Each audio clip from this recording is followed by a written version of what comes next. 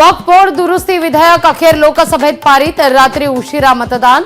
विधेयकाच्या बाजूने 288 तर विरोधात 232 मतं। आज राज्यसभेत होणार सादर। वक्फ विधेयक मंजूर, पण 300चा आकडा पार करू शकले नाही। खासदार संजय राऊतांची टीका। ट्रम्पने आणलेल्या टॅरिफवर चर्चा टाळण्याकरता विधेयक आणल्याचा राऊतांचा आरोप। सेलिब्रिटींची हत्या करण्याकरता आलेल्या 5 जणांना अंधेरीतून अटक। मुंबई गुन्हे शाखेची मोठी कारवाई। आरोपी बिष्णोई गँगशी संबंधित असल्याची शक्यता। राज्यात पुढील 5 दिवस अवकाळीसह गारपिटीची शक्यता।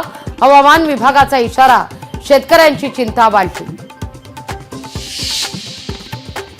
नाशिकच्या सटाणा बागलाण परिसरात गारपिटीनं झोडपलं।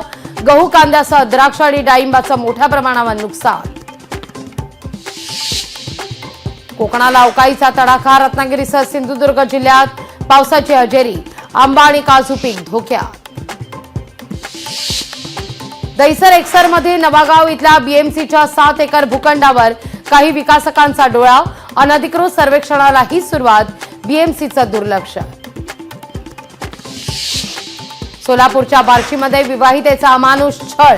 पती मेहुण्यासह नणंदेनं भुवया आणि केसांचं केलं मुंडन। पीडितेची बार्शी पोलीस स्टेशनमध्ये तक्रार।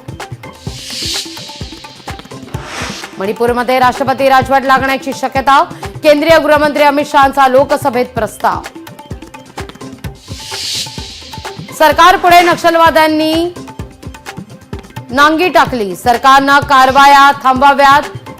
अभय उर्फ सोनू भूपतीचं सरकारला विनंती करणारं पत्र।